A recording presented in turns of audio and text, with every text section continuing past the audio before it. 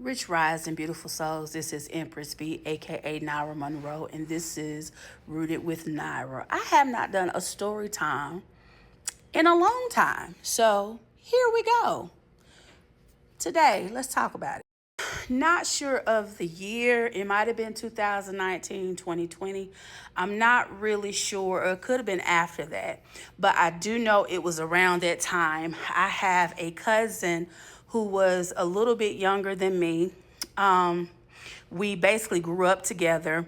But when she graduated school, she went to college. Then she got her master's and moved to Washington, D.C. And worked for the post office up there in their media department. And it was one day, her and my dad were also real close. They were big football fans, especially of her alma mater. I'm a football fan too, go Gamecocks.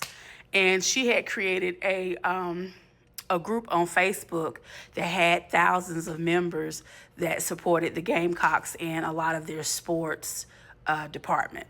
And so in the group this particular day, my dad had seen in the group that everybody was saying rest in peace to her. And my dad thought it was a sick joke, and he wanted me to try to get in touch with her family, with our family members, to see what was going on or what was happening. So come to find out that my cousin had went into a diabetic coma, and basically she never came out of it. Everything started shutting down and she passed away. And this was a big deal for me, due to the simple fact that she was so young and in her mid 30s or late 30s. She to be sick like this and to go unexpectedly, I took her death or her transition very hard. This was during COVID, because this was at the time where funerals, we were having a lot of graveside services. People were still wearing masks to the funeral. Well, anyway, her mom brought her body home to have her service and to bury her. Now, my daughter and I and my mom, we went to the funeral home to pay our respects, but I did not attend the funeral. And truth be told, I would not visit her grave site for a long time, because basically that was me having to come to terms that she was really gone from this dimension, right? So one day, out the blue, my daughter and I was riding, and my daughter loves to ride, and so we was riding in the neighborhood or riding through the city. And this particular day, I felt led, I felt a pull to go to the cemetery, to visit her grave site. And I did.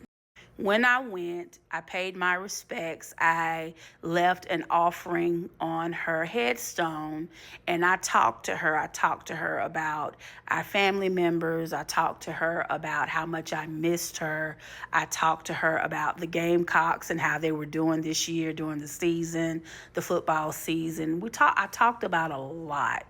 But the last thing that I said to her, I said, her name is Kimberly, and I said, Kim, if you really hear me, if you're hearing what I'm telling you, and if you understand everything that I'm saying, come visit me in my dream and let me know in my dreams.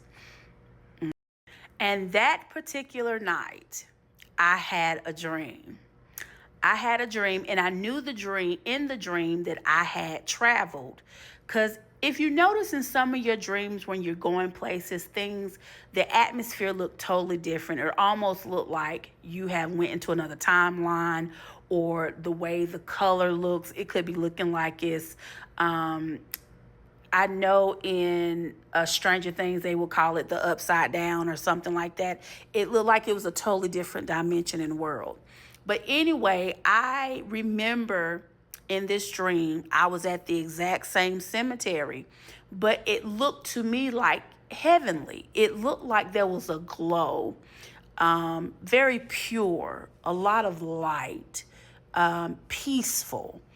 And I remember seeing this dog, and it wasn't like your usual dog. I mean, it almost looked like a cross between Lassie and something else. I can't really describe it. But I remember seeing this particular dog, and it was sitting like at the front of the entrance when I was walking. And the dog seemed like it was waiting for me. And I looked at his eyes and I said, Kim, is that you? And the dog responded to me and started barking as if it was confirming that that was Kim as a spirit dog or something. And when it started barking at me, and it went right back to her grave, it went right back to her grave site and sat there looking at me, and I woke up. And I believe that was Kim basically telling me that she heard my conversation and confirmed that she understood and heard everything that I said. Yeah.